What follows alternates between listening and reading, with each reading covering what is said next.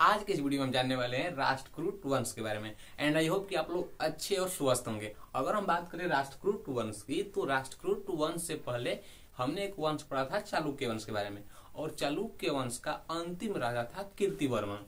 और कीर्तिवर्मन को दंती दुर्ग, जो कि राष्ट्रकूट वंश का संस्थापक था, इसने ना कीर्तिवर्मन की हत्या करके अपने मतलब कि स्वयं से राष्ट्रकूट वंश की स्थापना की नींव डाली। तो वह तो हम कह सकते हैं कि राष्ट्रकूट वंश की स्थापना किसने किया था?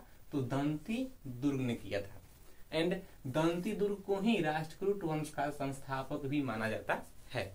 थोड़ा सा हम और आगे बढ़े तो हम जानेंगे कि राष्ट्रकूट वंश ये 752 ईस्वी में इसकी स्थापना किया गया था। और इसकी राजधानी कहाँ पे है? तो मनकीर या फिर मान्यखेत कहिए, मनकीर, कहीं कहीं मान्यखेत भी देता है ना, तो आप लोगों को मनकीर या फिर मान्यखेत भी याद करना होगा, ठीक। एंड अभी वर्तमान में कहाँ है? मालखेड़ और सोलापुर के निकट। ये अभी साउथ इंडिया वाले जगह में हम लोग आ गए हैं।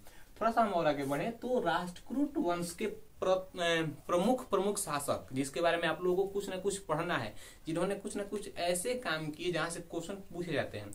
तो सबसे पहले कौन है? कृष्ण प्रथम, ध्रुव, गोविंद तृतीय और अमोघ वर्ष, कृष्ण द्वितीय, इंद्र तृतीय और कृष्ण तृतीय।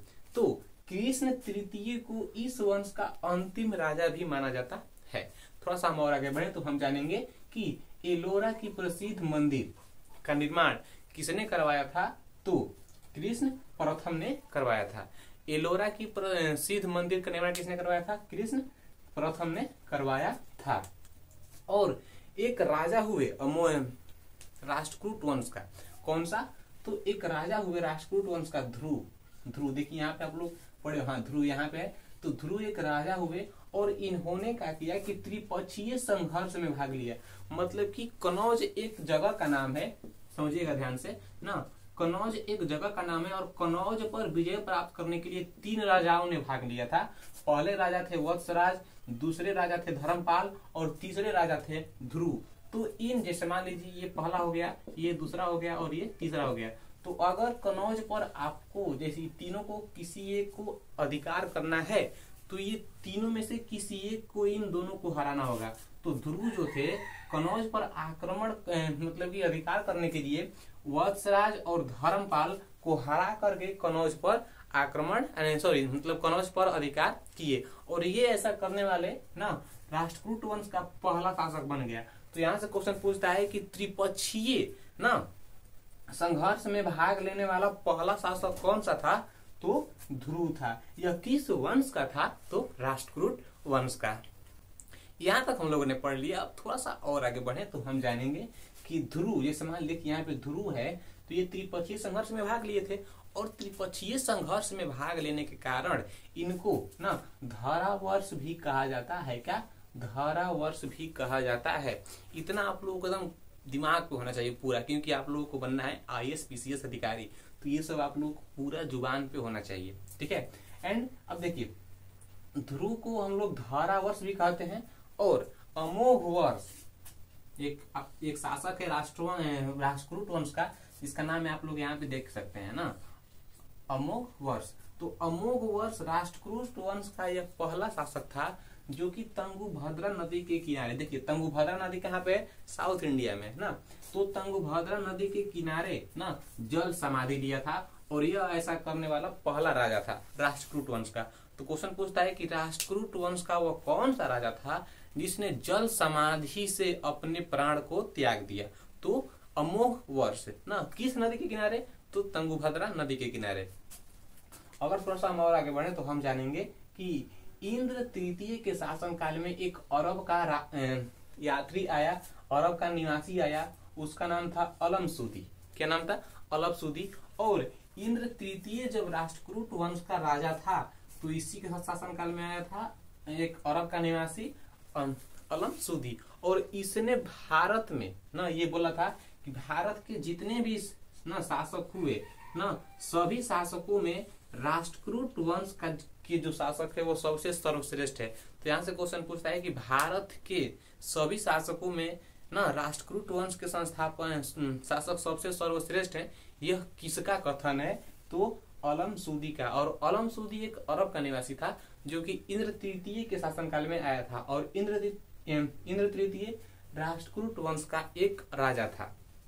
थोड़ा सा हम और आगे बढ़े तो हम जानेंगे कि कृष्ण तृतीय के दरबार में ना एक कवि रहते थे। कृष्ण तृतीय के दरबार में एक कवि रहते थे और इनका नाम था पून। क्या नाम था? पून। पून एक कवि का नाम है और इन्होंने एक पुराण लिखा था। कौन सा पुराण? शांति पुराण की रचना किया था पून ने। तो पून के द्वारा किया गया रचना का नाम शांति पुराण। और यह किसके दरबार में रहते थे पून? तो कृष्ण तृतीय के शासनकाल में ये पून रहते थे।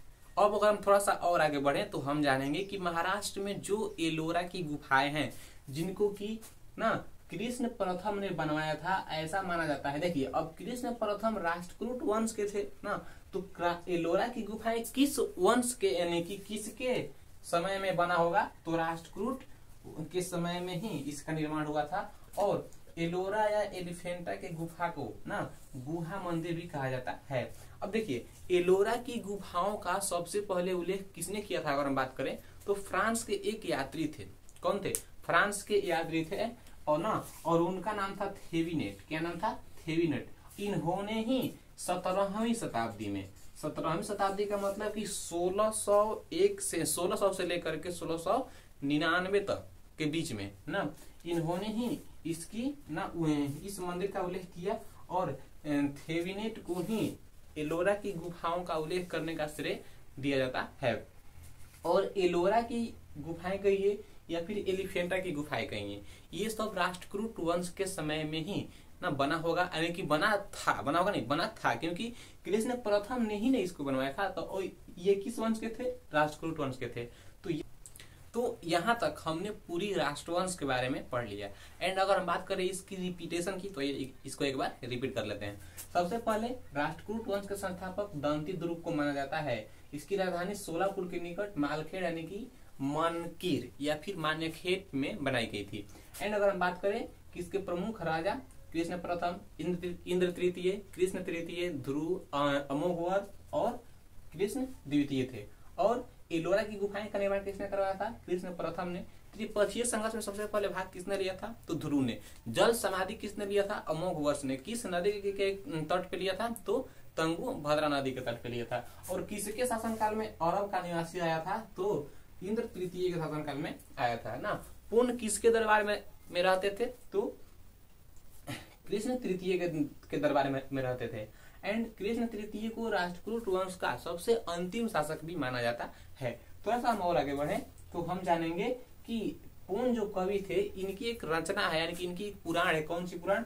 शांति पुराण। और इन्होंने इसकी रचना किया था। एलोरा की गुफाओं को सबसे पहले उल्लेख किसने किया था? तो थेविनेट ने। थेविनेट कहाँ के थे? फ्रांस के एक यात्री थे और इन्होंने ही 17वीं शताब्दी में इसका उल्लेख किया। तो यहाँ तक हमने पूरी पढ़ ली राष्ट्रकूट वंश के बारे में।